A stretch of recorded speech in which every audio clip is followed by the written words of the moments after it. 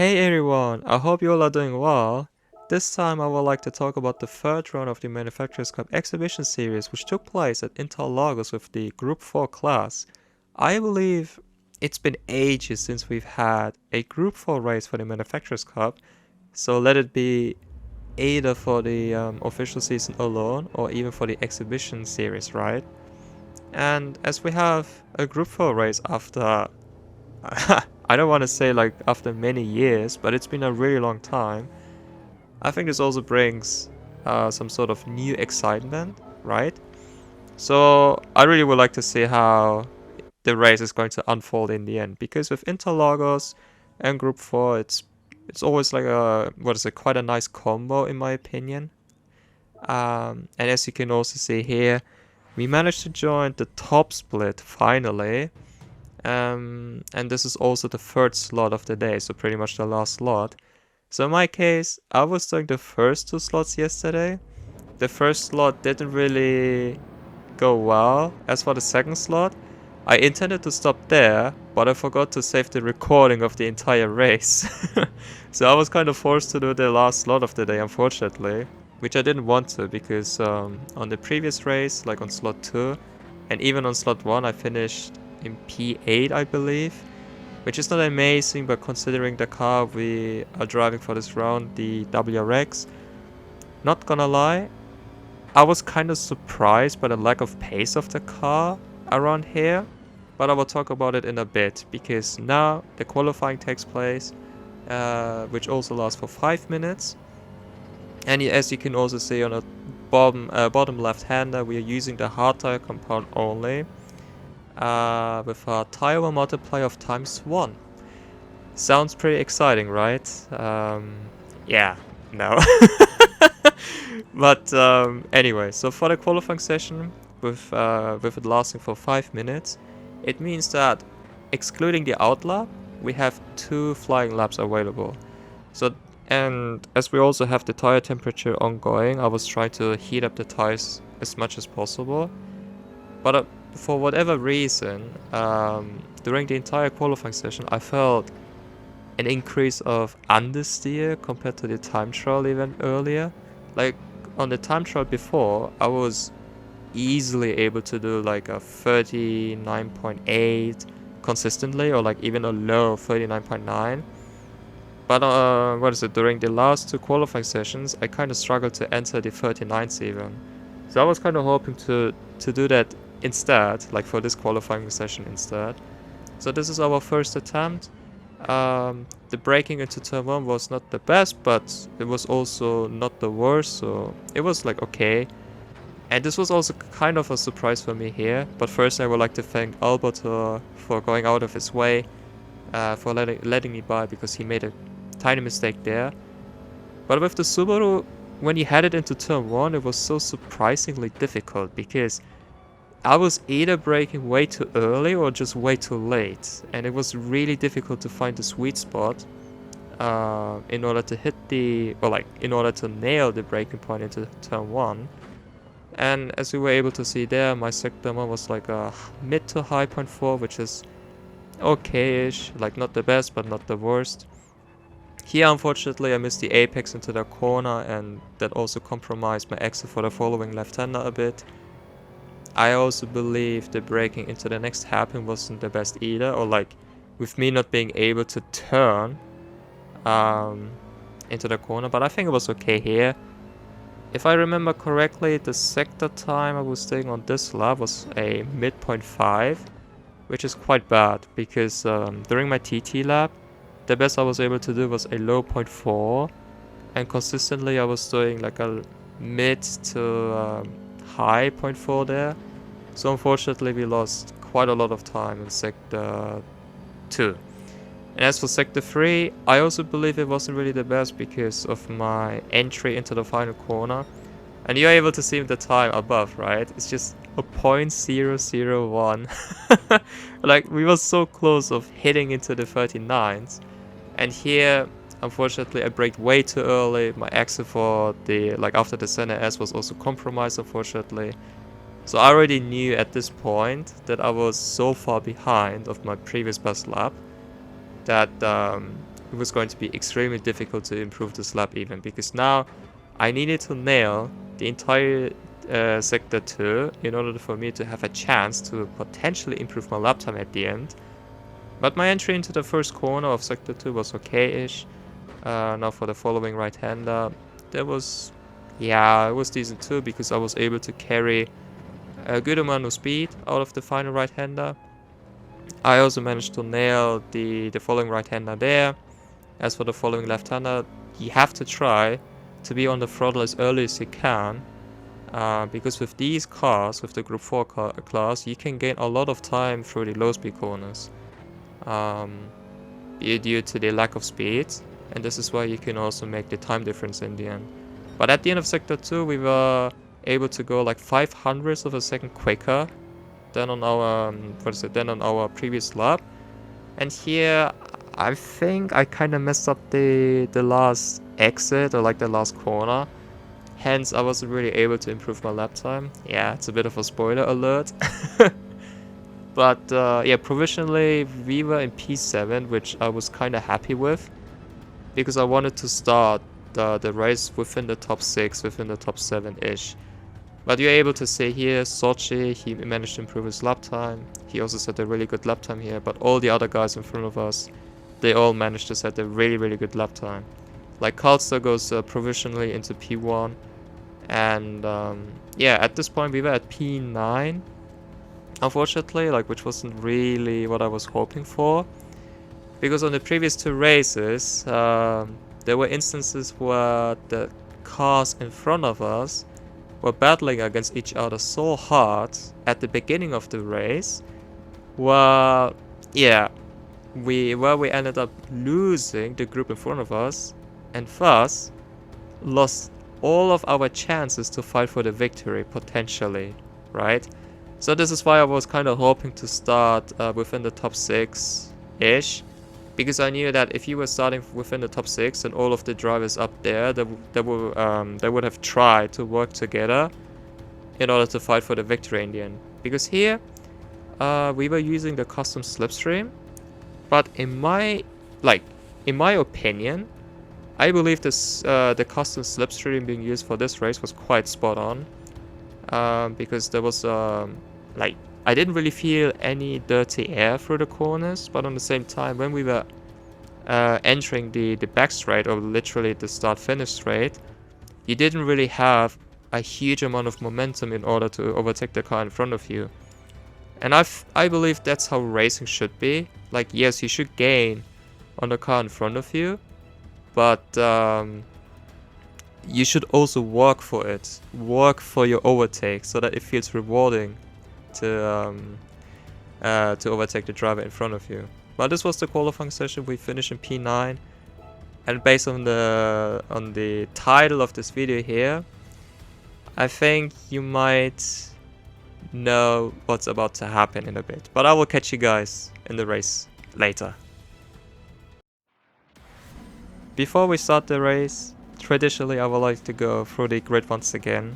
So in P1 we have Primo Nono, who's driving for Mercedes for this exhibition season, but also for the official World Series. Then in P2 we have Karlstad, my goat, who put his Porsche up there. In P3, Somi with the Honda NSX, amazing lap as well.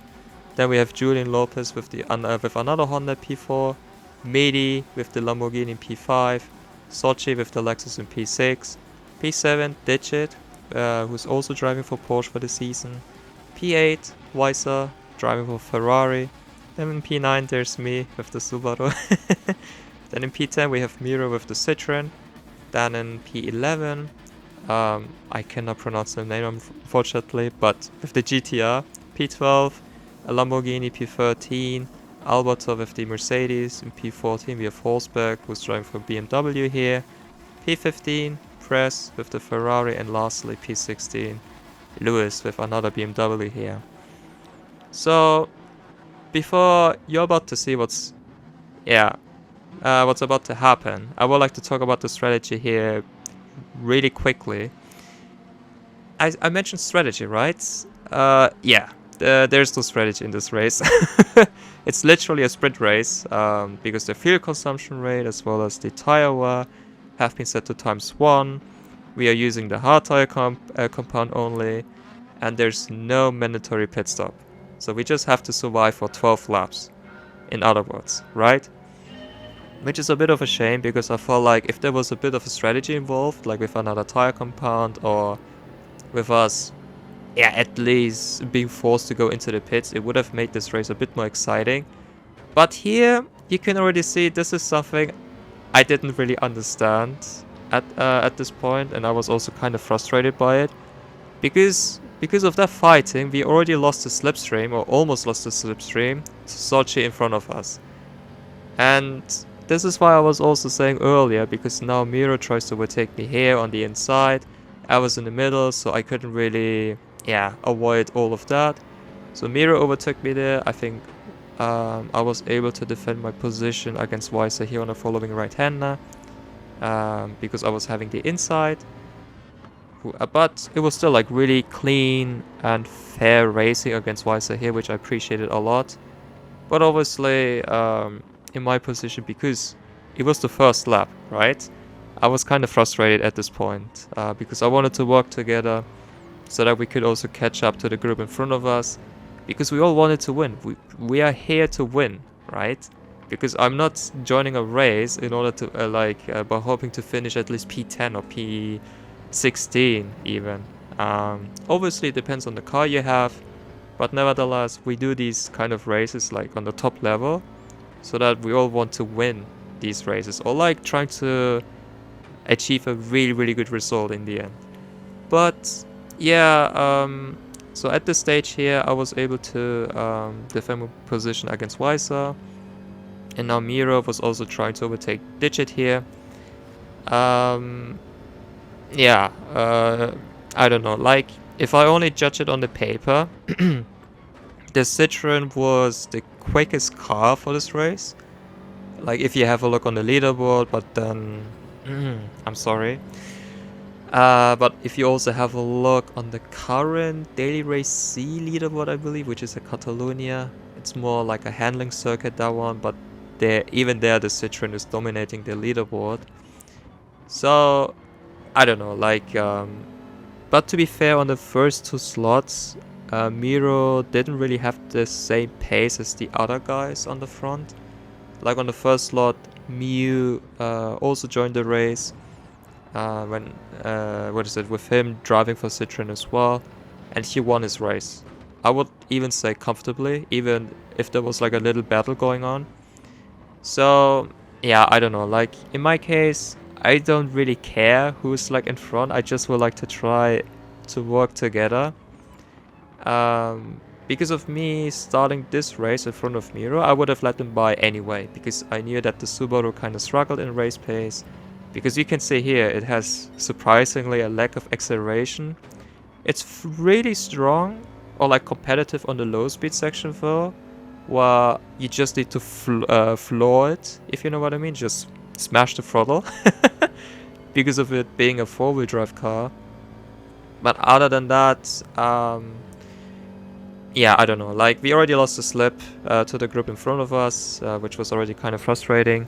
But at this stage I was like trying to fight for P7 now, because realistically that's the only thing which we could afford for right now, unless there was like something huge going on the front, such as a huge carnage or them taking each other out, and which allows us to which allows us to close the gap to them, so that we could use the slipstream to to fight for the victory too.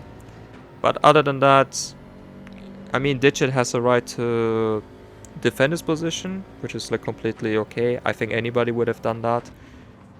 I think if I were in Digit's position, I would have tried to let Miro by, because of how good his car was for this race. And then with the custom slip, I would have tried to bump draft him, so that we could also close the gap to the group in front of us potentially. Because you can also check the delta I was having to Nono in front of us. like it was really increasing a lot, right? Yes, for sure, like I was having the slipstream, or like I was using the slipstream, um, yeah, of Digit and Miro here, which helped me a lot, especially on the straight line. But nevertheless, I think it was still like pretty okay, like to follow the leader's pace. It was also interesting to see that I wasn't really able to see the gap I was having the Miro here, because here, like if you have a look on the left hand side, you can see that there's no gap shown between myself and Miro, interestingly. Which I found a bit odd, to say the least. But here there was also like yeah, like a battle or like a defense going on into turn 1. Here I tried to bunch off Miro because, as I said, like I don't wanna battle yet. Like I would like to try and reserve it, or like save all of my energy, my resources for the last couple of laps. Yeah, I don't know. It's there were a few questionable moves going on all over the place. But what I can say is, what is it? Unfortunately, this is another spoiler alert. Because of you seeing the gap we were having to the leaders in front of us, and due to the amount of battle between Digit and Miro already, yeah, realistically, we were not really able to fight for the victory for this race, unfortunately. But we were still trying to have a solid race within our pack here. Because of the amount of battle here, that also allowed all the other drivers behind of us to close the gap to our group, which is something I also didn't really want to see, right? Because in my case, or like in my position, at this stage I always would like to try and work together so that we can try to pull away. And if we want to fight for the positions here, then we can try to fight against each other towards the last couple of laps. That's why I also bumped off the Digit here and positioned my car to the right hand side, because I did not want to fight him. But on the same time, with Miro on my back, I wasn't really able to slow down a bit, so that Digit was able to use the normal driving line into turn 1. And I think something also happens here, but I would like to wait and see that. Another fun fact between the gap, between my gap and Miro, you can see there on the left hand side, it was shown as 21 seconds, interestingly enough. But here, unfortunately, I got a little bump from behind, because I was trying to brake as early as I could by not missing the corner, because I was also having the slipstream. And I think Digit and me, we also braked on the normal braking point. Yeah, it's just unfortunate what happened there. And then with here, because of the Subaru having the understeer, I wasn't really able to tackle that corner the same way as Digit did. But when I saw him going for the move, I was obviously trying to give him space there. Here, I was yeah, kind of hoping to pull away from the from the group behind of me, because yes, we had the custom slip, yes, with the Subaru. Interesting enough, like I really thought, like before I went into this round, that the Subaru might have been a really good car, but it turned out it wasn't. But based on my experience from the previous 2 slots, I was still trying to hope I could build up a huge amount of gap, so that I could also try and, yeah, pull away from the group behind of me and finish P7 potentially. But here, Digit and Miro, they were still fighting against each other so hard. I mean, as long as it's clean, yes, you can argue it's fine. But for themselves, I think it must have been quite frustrating to fight against each other so hard and so many times into almost every single corner. Because normally you want to try and work together, but at this stage, you were able to see the gap I was having to Medi, who was in front of me, which was like at around 4.4 seconds. And this is something, yeah, which I wasn't really happy with, because if we hadn't fought against each other so hard at the beginning of the race, then for sure we could have stayed with the group in front of us, in my opinion. But I think I've also seen that Digit was starting the race on first gear, unfortunately, because for whatever reason, his AI didn't use the second gear for the start. And because of that, once, what is it, the drivers were allowed to start the race, he was kinda hitting the limiter already, due to him being on the first gear. And that's why he also lost a bit of a momentum at the start. But nevertheless, even if Weiser didn't go for the move, I believe Digit would have been able to stay with the group in front of us. Yes, he would have lost a bit of time, but with the slipstream, I'm sure we could have, closed the gap to the group in front of us once again. Yeah, I also apologize if I talk about that all the time, but it just shows you how important qualifying is.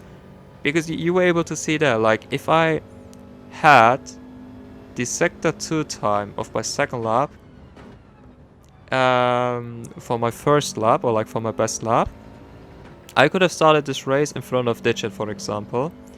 And then I could have maybe been able to stay with the group in front of me, right? Like from P1 up until P6, they were all fighting for the victory at this point.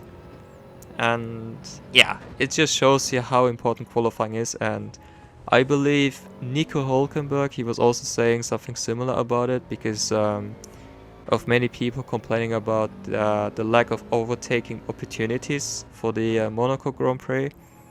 Because there he was saying, if I remember correctly, like we should cry less, as we should just try to qualify better, right? Because yes, for the Monaco Grand Prix, literally 90% of your end result is already determined from your qualifying result. So yeah, it just shows you that even if you have the race pace potentially, you still have to deliver when it counts for the qualifying session. And unfortunately, in my case, I didn't manage to do that. But yeah, on the same time, I believe I wouldn't have been able to to get pole position, or like to even be in a position to fight for pole position. But for sure, I could have done a 39.9 at least. Like, if I nailed everything, yes, 39.8. But it's so easy to make mistakes, right? Because we only have 2 attempts. And here at this stage, you were able to see that Weiser was closing their gap to me already. And on the very same time, him having a bit of a gap to Miro behind of him. So yeah, in my case, I was trying to drive consistently, but also try not to make any single mistakes. I think there were a few spots, or like few corners, where I was losing a bit of time unnecessarily, but it wasn't really crucial, right? Because I knew that if I didn't have the slipstream, but the drivers behind of me were having the slipstream, yeah, it could have been quite a difficult race for myself. Because at this stage, I didn't want to get overtaken by so many drivers on the same time, because my main objective was to try and finish within the top 8. Because if you finish within the top 8 when you do a exhibition race or even a World Series race, you can always gain DR. Even if it's not by much, you can still gain DR. So that's why I was like, okay, if we cannot fight for the victory or even for a podium, I would like to try and finish within the top 8 at least. Because I want to try to get as much DR as possible now, so that we can still stay, not stay, but so that we can join the top split lobbies. Because I think this is something you also want to see. And if I'm able to stream maybe the last couple of rounds, then I can also try and maybe give you guys some entertainment. And this is something I didn't understand about Weiser. Like, he was using his hazard, or like his slides, so I was also using mine, because I thought he wanted to bump draft me, but he just overtook me here, so that was weird. But this is obviously something which I will remember for the future if I race against him. Like, maybe if he uses the lights, or maybe that's just him showing that, hey, I want to overtake you, and that's why he uses the lights. So, but if I want to be behind, if I'm behind of somebody, but I also would like to overtake the driver in front of me, then maybe I would use my indicator instead, you know, so that I can show him that, hey, I will go for the move and not use my hazard lights. Maybe it's just yeah, miscommunication here, but in my opinion, I would have let him by anyway, because I knew with the car he was driving here, with the Ferrari, it had better pace than the Subaru, and I wanted to utilize and use the slipstream to try and pull away of the group behind of me, and only try to fight against Weiser once again on the last couple of laps. So that's why I decided to bomb draft him here. He also understood what I was trying to do here, or what I intended to do. And I think he also used the hazard lights as a thank you, maybe? Yes, just a brief one. But yeah, we're almost done with the race. And I think I can maybe spoil something for you here. Like the last lap, I really enjoyed that one. And I think I will also use a, the broadcast camera to include in this video, so that you can also enjoy the battle we've had there. But I think that's mainly it, because unfortunately there was no strategy apart from trying to survive till you see the checkered flag. But we will also try to go once again for the next round, which takes place at Red Bull Ring with the Group 3 cars, if I remember correctly. And I also believe these are almost the same settings as the Prague World event from last year. So it should be quite a dynamic race, that one. But up until then, I hope the races you guys did went well as well. If not, I'm sorry to hear that, but you can also let me down.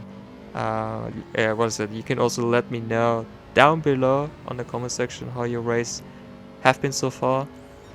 Because it's always interesting to know, yeah, how the races were like for every single driver out there. But yeah, I will try to do the next round of the Manufacturers Cup once again. And if I'm able to stream it, I would like to do it. If not, then I will do the same thing what I have been doing on the last 3 races, including this one here. Trying to commentate it, or like post-commentate it, where I can also share my thoughts about it, and then share these with you guys. So I would like to thank everyone once again for the amount of support I've been receiving recently.